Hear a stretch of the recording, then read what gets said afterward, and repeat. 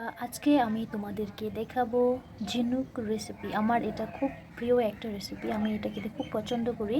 তো তোমাদের সাথে আজকে আমি এটা শেয়ার করব। তো কীভাবে এটা বানানো হবে সব কিছু তোমাদেরকে আমি দেখাবো।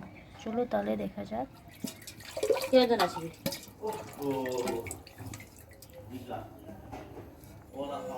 তো বন্ধুরা, আজকে আমি যেটা বলছিলাম ঝিনুকের রেসিপি। এটা হচ্ছে ঝিনুক, এটাকে সিদ্ধ করার পর পুরো ক্লিন করে নেওয়া হলো। ক্লিন করে এখন এটাকে আমি বানাবো। তো এটার জন্য কি আমি নিয়েছি, এটার জন্য হচ্ছে পেঁয়াজ, তেজপাতা, রসুন, এটা হচ্ছে তোমার আদার, এটা হচ্ছে জিরা বাটা, এটা হচ্ছে লঙ্কা। এর সাথে আমি আরও কিছু পণ্য সেটা তোমরা দিতে থাকবো। তো ফার্স্টে আমি এটাকে কড়াইয়ের মধ্যে এটাকে নিয়ে নিলাম।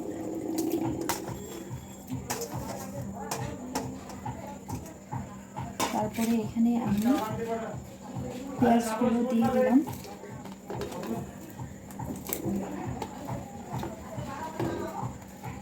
তেজপাতাটাও দিয়ে দিলাম। এটা হচ্ছে রসুন বাটা, এটা হচ্ছে আদা বাটা, এটা হচ্ছে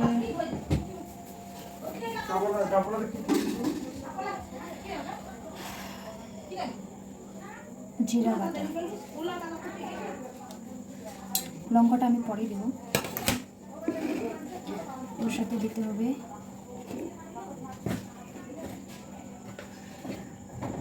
পরিমাণ মতো হলুদ, যতটা লাগবে।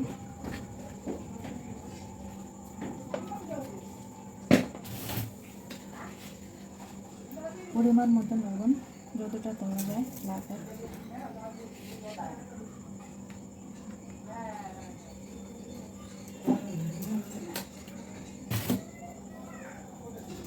নিয়ে নিলাম আমি তেল, পরিমাণ মতো যতটা লাগে। তো সব কিছু দেওয়ার পর এটাকে এখন আমি পুরো মেখে নেব।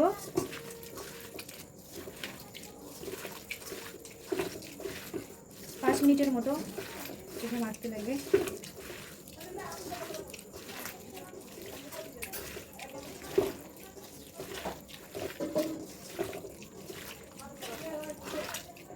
তো যে লঙ্কাটা বাকি ছিল সেই লঙ্কার গুঁড়োটা আমি দিয়ে দিলাম। এটা আমি কাঁচা লঙ্কার গুঁড়ো দিয়ে দিলাম।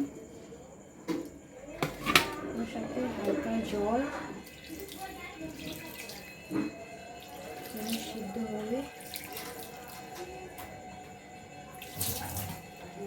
তারপর এটাকে দিয়ে দিব।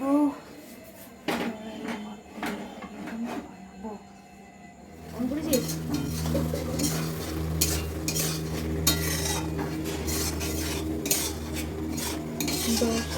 10-15 মিনিট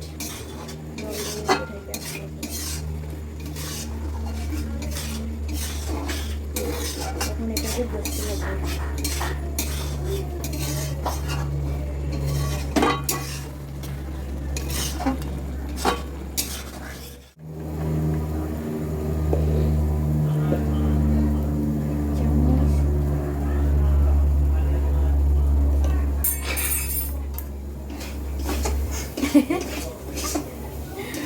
ওটা পরে ইয়ে করে দিস, ভয়েস দিয়ে কেন ওয়াইফাই নেট দিয়ে খারাপ আছে। ভাগ্যিস আমি আগেতেই কালি কখন দেয়, কালি সকালবেলা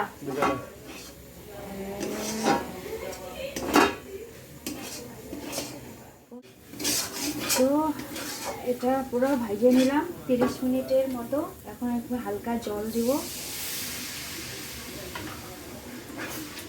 জলের কোয়ান্টিটিটা কত? পরিমাণ মতো, বেশি জল না।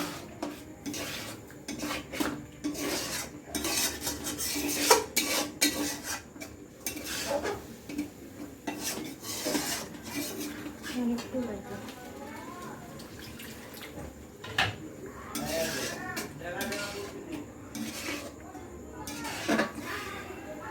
তারপরে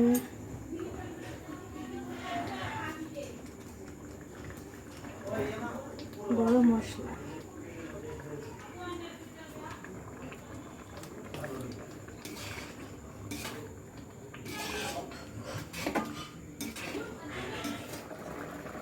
গরম মশলা দেওয়ার 5 মিনিট পর